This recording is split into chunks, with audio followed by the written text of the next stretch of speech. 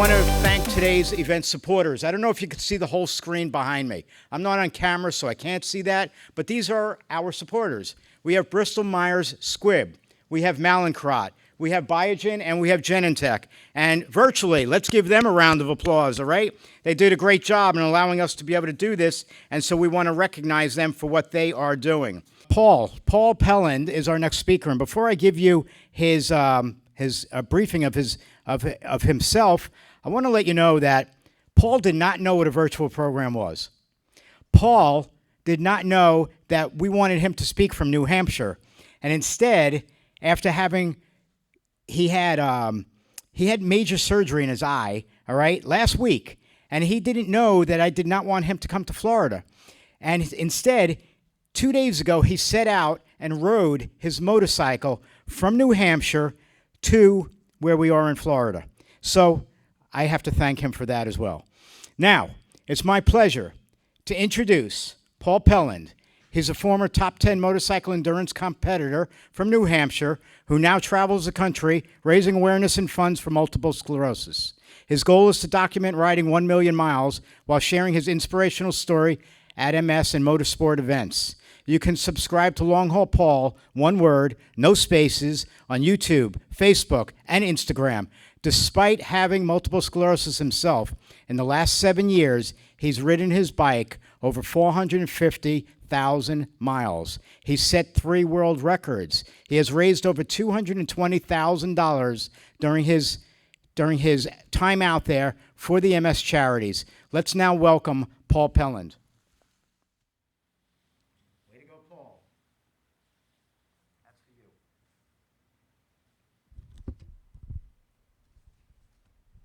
Well, thank you, Stuart. So if I'm here in person, that's still virtual, right? I'm virtually here. Hello, everybody, and thanks for tuning in on a wonderful Saturday afternoon. Multiple sclerosis affects each of us in different ways. My MS symptoms are mostly cognitive. I have short-term memory loss. I have mental fatigue. Problems with multitasking, impaired planning, decision-making, and short-term memory loss. Did I mention that? Despite the hours and hours that I've spent planning this presentation, I actually have no idea what slide comes next. But thanks to technology, we're able to, we have lots of ways that can help us out, especially events like this, and with the technology, what's really good is we just have to remember when to use it.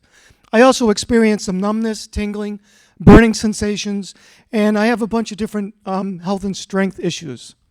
Heat is a big enemy of mine. Trying to get messages through those broken circuits in my brain, through those damaged circuits in my brain, get difficult whenever my body temperature rises even slightly, which immediately causes all of my old symptoms to reappear. Hot weather slows me down to a crawl. Anybody else? I'm sure it affects a lot of people the same way. Lately, I've had to deal with a cheating, lying, good-for-nothing bladder, and that's been really fun, especially all the miles and hours that I spend on the road on my motorcycle with all my protective gear on. When I was first diagnosed with multiple sclerosis, it was clear to me the importance of getting on treatment as soon as possible to help slow down the progression of the disease. And I've been on disease-modifying therapy now for 15 years. I also started taking better care of myself, better care of my body by exercising on a regular basis and trying to eat a little bit healthier. Most importantly, I've discovered by continuing to follow something that I really love to do, following my passion of riding motorcycles every single day, I've been able to keep this disease from controlling my life.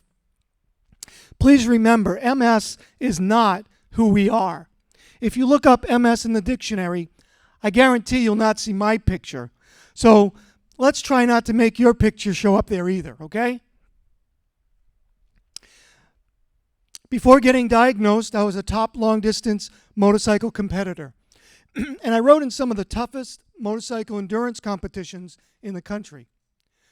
During what became my last competition, I experienced weakness, loss of dexterity in my hands, confusion, and memory loss.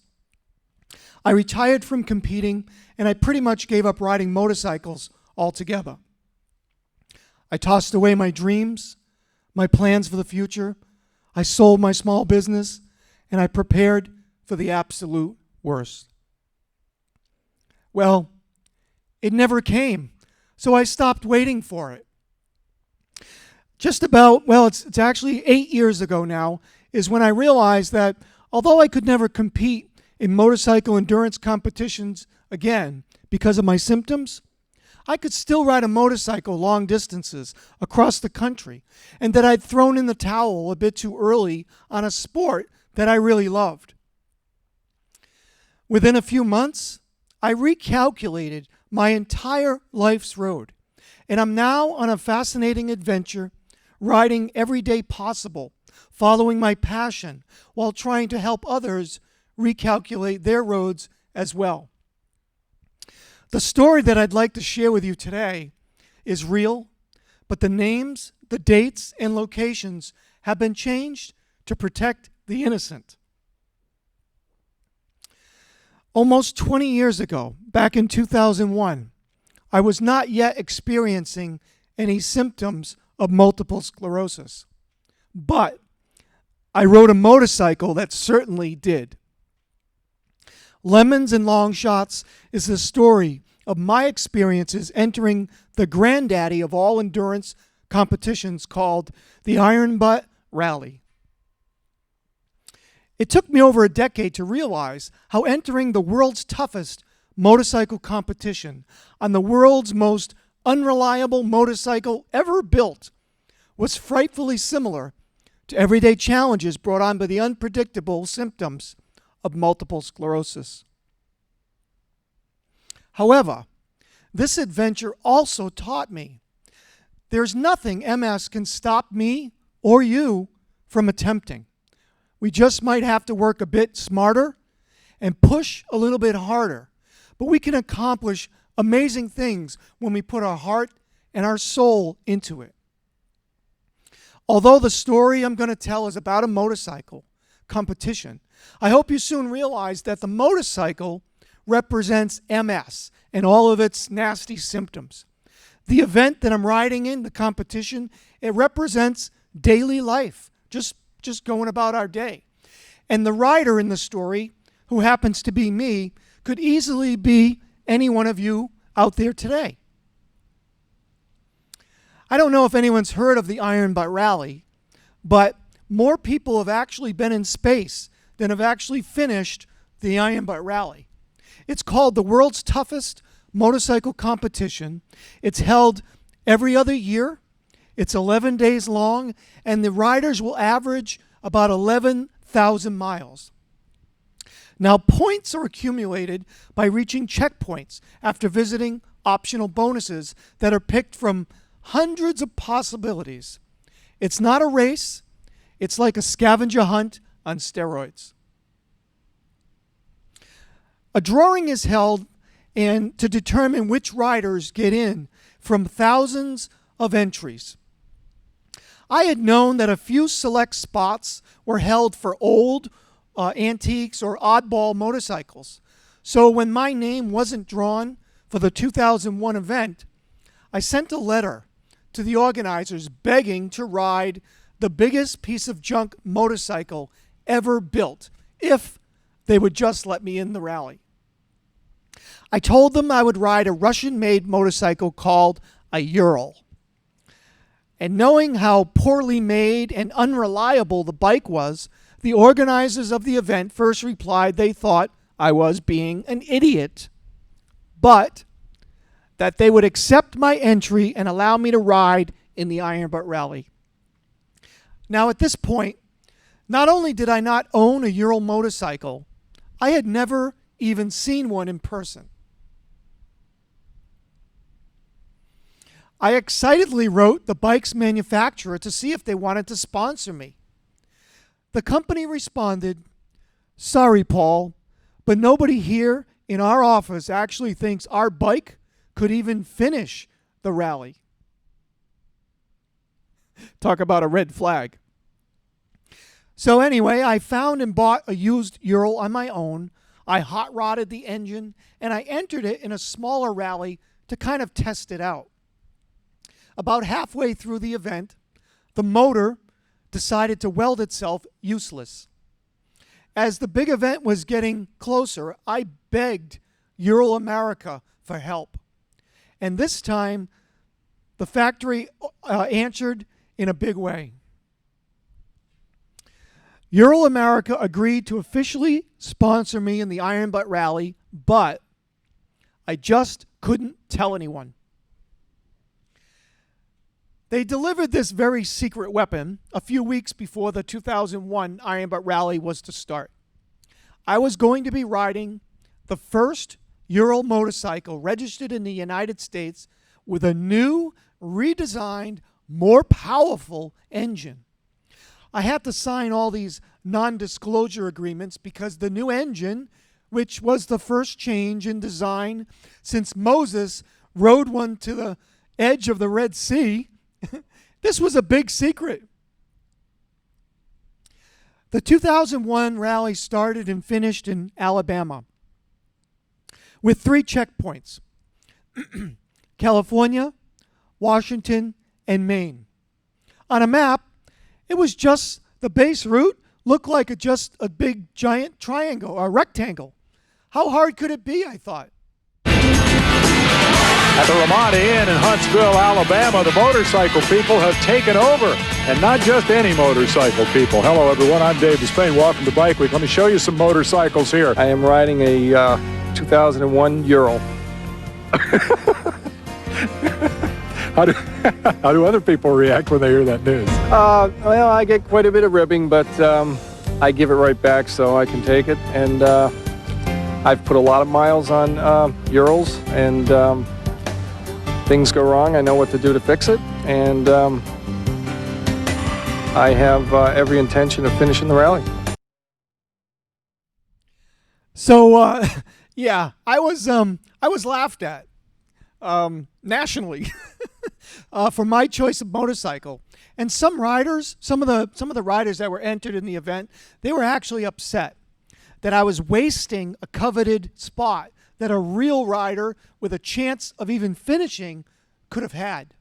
You know, sometimes we need to remind people it's not the bike, or when you live with multiple sclerosis, it's not our bodies, but the rider, the person inside, our spirit.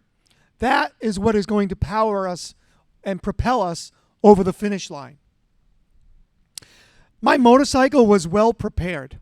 I had huge saddlebags to fit all the spare parts and tools. I had a custom seat made. I had a bigger windshield. I had extra driving lights, an extra fuel tank. I had a CB radio, a radar detector, and a GPS. I was clearly ready to ride the world's toughest motorcycle competition. Right? I thought so. You can actually taste the anxiety the morning of the start. After all, some of us have been planning this ride for years. My strategy, which I proudly proclaimed, was that I was going to ride as freaking fast as I possibly could.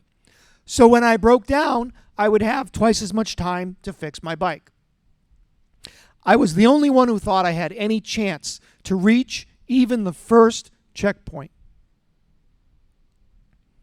Most riders were having an excellent first day, collecting bonuses by taking a photo with their rider's flag in the picture. Whereas in West Memphis, Arkansas, and about 250 miles from the start, my Ural's engine self-destructed. I frantically called Ural America for help. Curiously, they were not very surprised. We ended up finding a Ural dealer in Tennessee. He didn't have any Ural motorcycles on the floor or for sale, but he had his own personal Ural bike, and he agreed to let me borrow the motor right out of his own bike. I was afraid to close my eyes during a 3-hour tow ride because of the insane driver, and I slept on the garage floor while the mechanic removed the diseased motor and swapped his own engine into my frame in the middle of the night. I was extremely grateful for this man to donate basically his bike so I could finish the rally. And better yet, I was excited because I was back in the rally. I left the garage like a bat out of hell. Probably not a very good idea. My bike now had an older 1928 designed 650cc motor, the smaller engine. It didn't have electronic ignition. It didn't have an electric starter even. And I soon realized that the blinkers and the brake lights weren't working. I kept waiting for the engine to kind of warm up and smooth out, but apparently crappy was how this motor was supposed to run.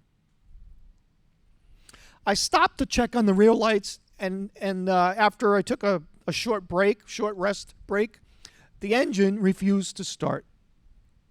I alternated 4 hours of trying to kickstart the bike and swearing with resting and praying before suddenly, and without any reason, the bike started right up and began to run. Here we go again. I'm back on the road again, heading to Pomona, California. And you know what? I was going to prove everybody wrong. That was until my morning freeway crash in Arkansas. The front end of the motorcycle had kind of developed a bit of a crunchy wobble, and a series of dips in the road started an oscillating shimmy in the suspension. Oh, I knew I was in trouble when I looked to my left and I saw my own taillights. I slid down the highway just behind the bike, watching bright, colorful sparks unlike any of those plastic Japanese bikes could create. After I stopped rolling, I slowly checked myself over. Because of my proper riding gear and helmet, I was in pretty good shape. But the bike was not. The windshield was cracked in half. The brake lever was bent.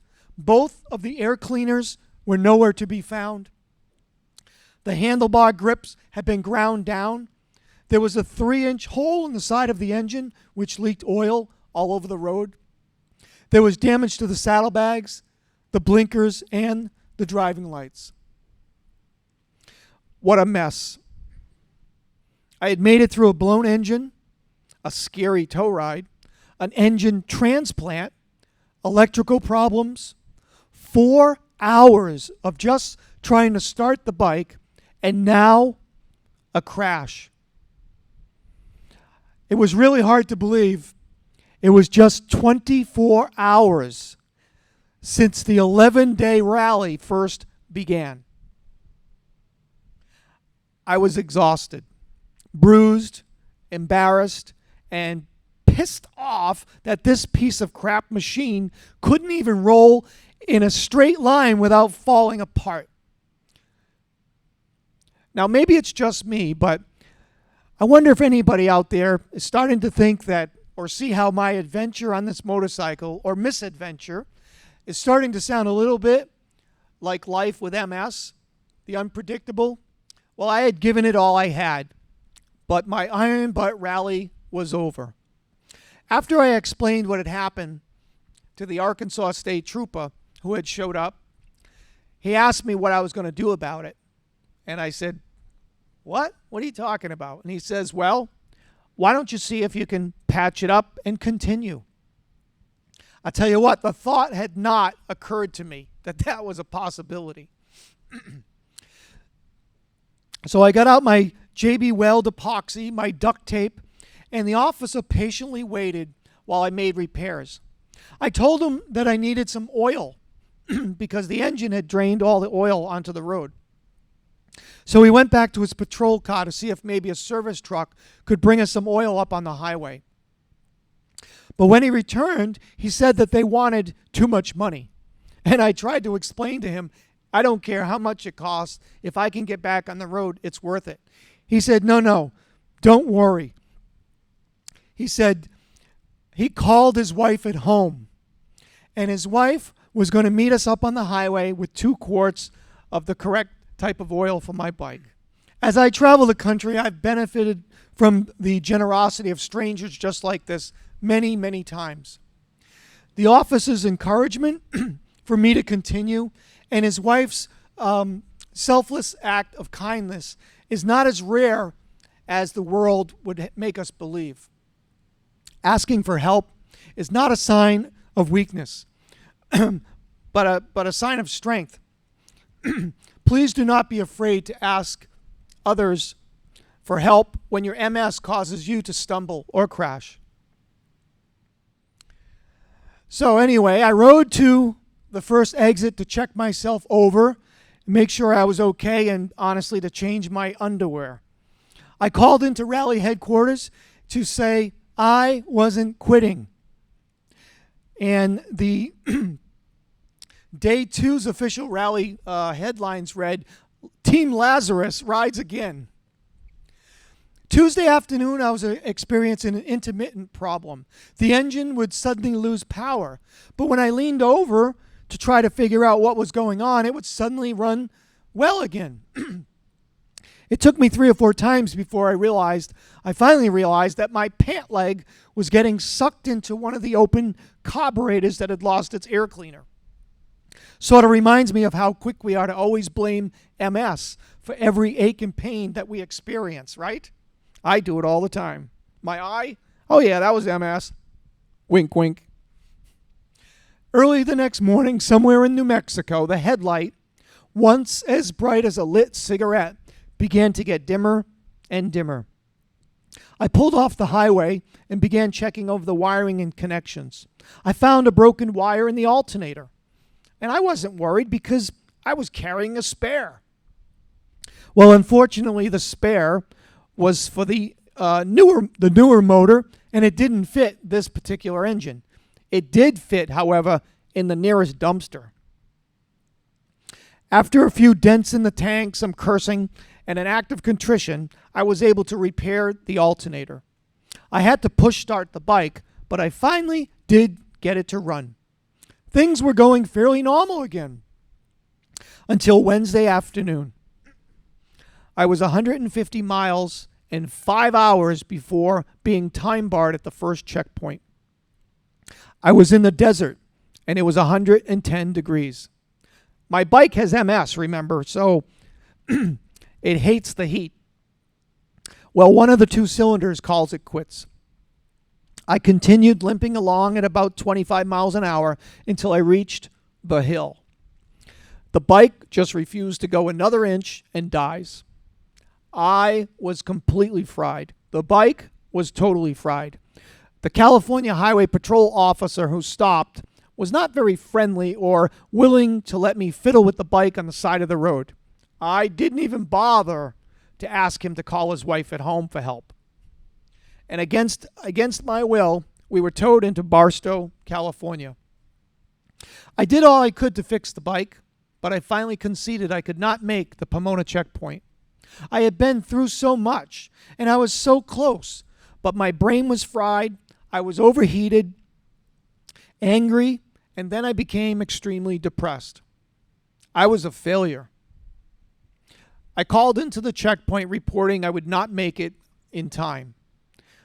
That's when the rally staff reminded me I could actually miss one of the 4 checkpoints as long as I went, got a gas receipt, proved I was there, and didn't miss any of the other checkpoints. I would, however, they said, I would have to forfeit all the bonus points that I gained on leg 1. Bonus points, I said? What the heck were those? I hadn't received any. The call gave me a surge of renewed hope. And I was eventually able to find a stripped bolt in the valve train, and I was able to jam 2 nuts together to get the bike running again. So I went to Pomona, and I got my gas receipt. I got to experience the Santa Monica Freeway during morning rush hour with only 1 turn signal and no brake lights. It was quite the experience. I only remember one breakdown on the way to Sunnyside, Washington, and I diagnosed it and fixed it, a loose spark plug wire, without even pulling over. I fell asleep on a soft patch of parking lot asphalt, and upon waking up the next morning, I could hardly believe I had made it all the way to checkpoint 2. I got scored, and besides the riders that were actually out of the rally, I was in last place in the points. Most of the riders were amazed to see me. They had heard rumors that I was having some trouble. The Ural factory team was originally meeting me in Washington for service, but now they were installing the only other 750cc engine in the entire country into my bike. So my bike was now given its third engine and a full service. My electrical wiring was repaired, and heck, it was like I had a brand new old motorcycle with a second chance at a great finish, I thought. Ever feel like you have superpowers after getting a good dose of steroids? That's how I felt. As I looked over the new bonus list and I expressed to the rally staff that I was thinking about heading to Alaska for one of the huge bonuses on this leg. That's when I was strongly encouraged not to attempt Alaska. And in fact, I was actually threatened. If I went to Alaska and didn't make it to the next checkpoint, my chances of ever riding the Iron Butt Rally ever again were slim to none. The rally organizer added, "Paul, you don't understand. You have to make it. More people are paying attention to your adventures than the riders who are actually winning the rally. And," he added quietly, "some of us actually believe you might finish." Well, things were going pretty good until I heard this jingling sound coming from the left side of the motor. It sounded like keys were dangling, but I began to get worried. So near Rock Springs, Wyoming, I pulled off the highway into a dirt rest area to investigate. I found a lot of aluminum shavings in the valve cover. One of the engine push rods seemed bent. It was spinning in an oblong orbit. So I called and explained what I had discovered to Golden Hands Alex, the head Russian mechanic, who instructed me, "Remove push rod, bang straight on rock with hammer." Well, I removed the bent push rod only to find it wasn't bent. The steel cap had broken off the aluminum shaft. The push rod was in two impossible pieces. So I quickly called back the #1 top Russian factory expert technician, who simply said, "No problem. Find metal. Make push rod." Now, push rods are somewhat important internal parts of an engine. They move up and down to open and close the valves, letting in gas and air and letting out the exhaust at the precise time. John Quinones asked, "What would you do?" Well, I did have quite a bit of tools and spare parts with me, but I didn't have any spare push rods for that new 750 motor. And I knew duct tape wasn't going to hold, so I decided to try some epoxy. I let the glue harden, and I put the push rod back inside the engine. The bike started up, and I took off, trying to be real gentle on the throttle. Incredibly, I made it 50 miles before somewhere near Rawlins, Wyoming, the pasted together push rod failed. Once again, I was putting along at 25 miles an hour, running on one cylinder. The engine was thumping, and the rhythm began to take on a curious verse. Go home, go home, go home, go home, go home. This was a pivotal moment. I stood up on the foot pegs. I opened up my helmet visor, and I screamed at the top of my lungs, "I will not go home! I will not give up, you commie bastard!" And with a grease pencil, I wrote, "I will not give up," across my windshield, and I vowed, no matter what, I was going to finish. I just needed to figure out how.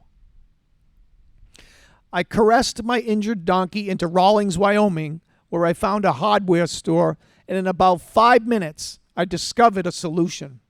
I purchased a couple of long, hardened drill bits, and with a grinder that I spotted in the back room, I forged a couple of brand new Ural push rods. Fine metal, make push rod. Check. The drill bit push rod worked, and the bike actually ran better than ever before. I was back on the road and on my way to the third checkpoint. I made it to Maine, and I retrieved a care package that I had mailed there weeks earlier. The box reads, "This package is for the guy riding the biggest piece of crap in the Iron Butt Rally." You know, my whole life I found that laughing and joking, even at my own expense, to be a powerful medicine. Today, living with MS symptoms and deficits is no different. I often make fun of my bad memory, my bladder, when I trip or get lost in a parking lot and need help. For me, joking gives the disease less power over me. Here's a picture of my bike's windshield with my words of encouragement from Wyoming. With the exception of another charging system failure and another alternator repair, I had a rather uneventful 1,300-mile ride to the finish in Madison, Alabama. Of the 114 riders that started the 2001 Iron Butt Rally, 93 made it to the finish line. I may have come in 86th place, but I did indeed finish the world's toughest motorcycle competition. In 11 days, I had ridden a motorcycle never intended for anything even remotely close to what I did to it. I rode a bike in an event where other riders thought I was wasting a valuable entry spot, and even the organizers officially listed me in the hopeless class. I crossed the finish line on a bike whose own company president said wouldn't make it. My struggle to overcome impossible challenges over those 11 unforgettable days helped shape who I am and taught me that if my desire and willpower is strong enough, there is nothing multiple sclerosis can stop me from attempting.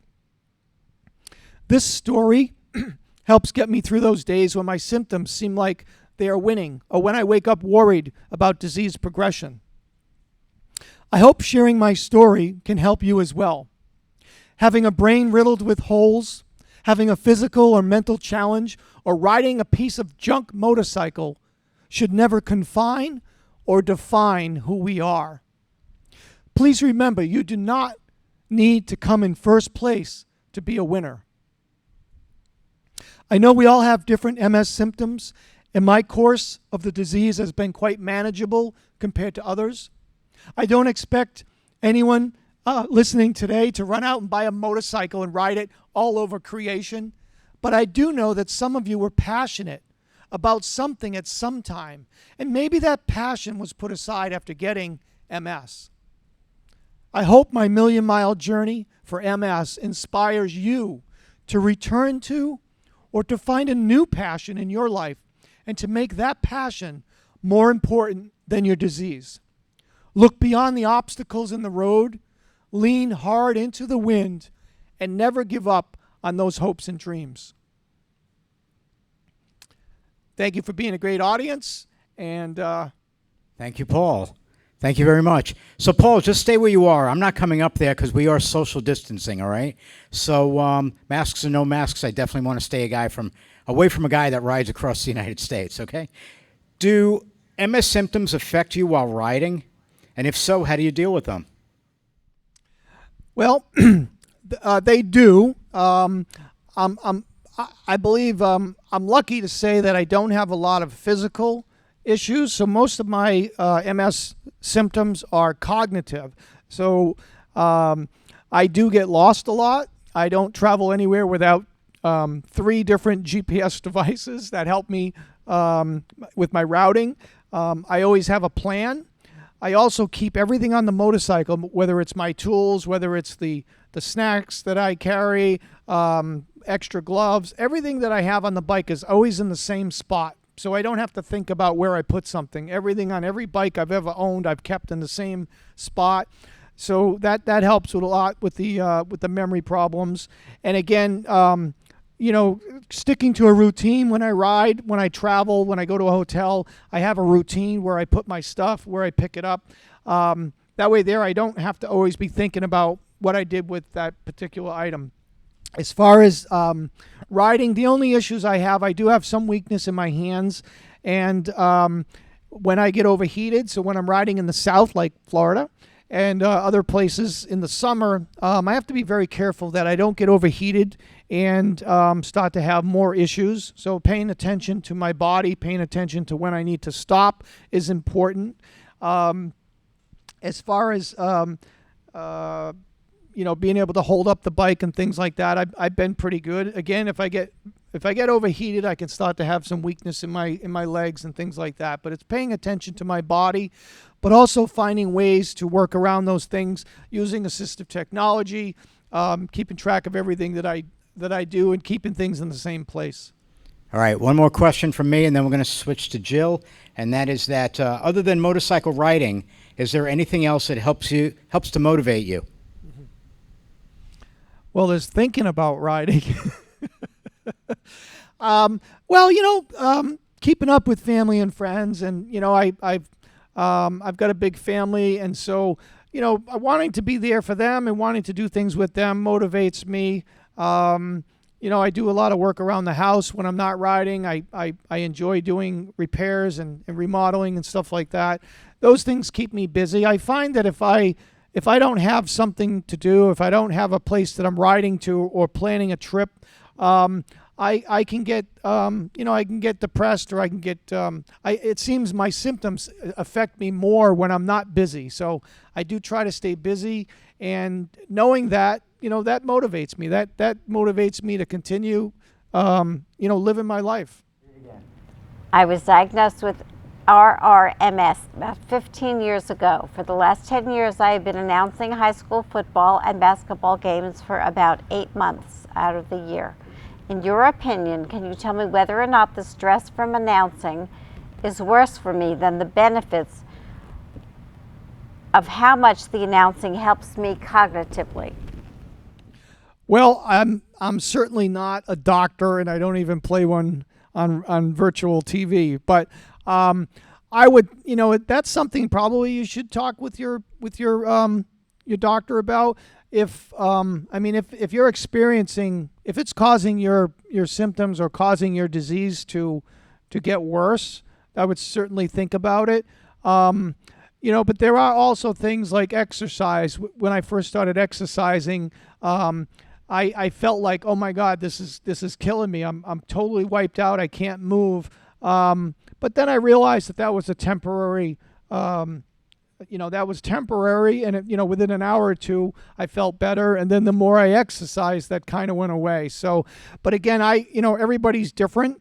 If it's something that you love to do, certainly is important to you, then that is important, and you should try to continue doing it. If it is, affecting your health in a negative way, though, that is something that is a personal decision that that you have to make on your own. People love to smoke, but smoking's not good for you. So I'm not saying it's announcing is like smoking, but I'm just saying if it is affecting you in a way that is hurting your health, it is something you have to think about how much you really want to do it. Last question is, how do you deal with the extreme heat while riding? Well, the easy answer is to ride faster. Actually keeping, staying out of traffic and keeping the airflow going does help a lot.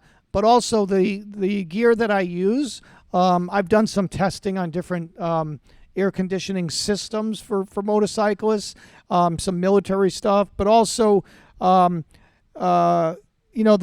wearing the right gear that allows proper breathing, or there's a lot of cooling vests and things out there that will work. They don't all work on a motorcycle because you're kind of blocking your skin, but keeping hydrated. I drink at least a gallon of water a day when I ride, and also just making sure the airflow is going through my suit. And if I do get stuck in traffic where I'm sitting, somewhere for a half an hour and it's just getting to the point where I'm having trouble, I get off the road and I go find a place where I can shove my helmet inside one of those ice boxes outside of every convenience store, gas station, those big ice things, throw my helmet in there, go inside, have a cold drink. And when I come out, my helmet is ice cold, and that helps a lot. But yeah, it's something I have to pay attention to, but I have learned to deal with it. Last question. What happens if you get to 1 million miles, which is your goal, and there is no cure for multiple sclerosis? Will you continue riding, and will you continue doing exactly as you have been doing? Well, it took me 8 years to get to 450,000 miles. So that means at this rate, another 7 or 8 years probably, maybe even 10 before I get to 1 million. So I'm pretty confident that we will have, since I started, we've developed maybe 10 new medications, maybe even more. That's incredible. And I think that if we can come up with 10 new disease-modifying therapies, then we can probably come up with a cure. And so I don't know. I've never thought about it. You know, after I hit the 1 million miles, I'll probably wash the bike, take a week off, go somewhere with my wife. I will continue riding as long as I can ride. So if that's 1 million, if that's 2 million, if it's 750,000, whatever it is, this is important to me. The cause is important to me. And, even with a cure, we're still going to need education. We're still going to need people that need help. So I don't see myself stopping. Okay, that's great. Thank you, Paul. Now, if you would exit to your right, that would be fabulous. And let's give Paul a round of applause. Okay, virtually, round of applause. There we go. Great.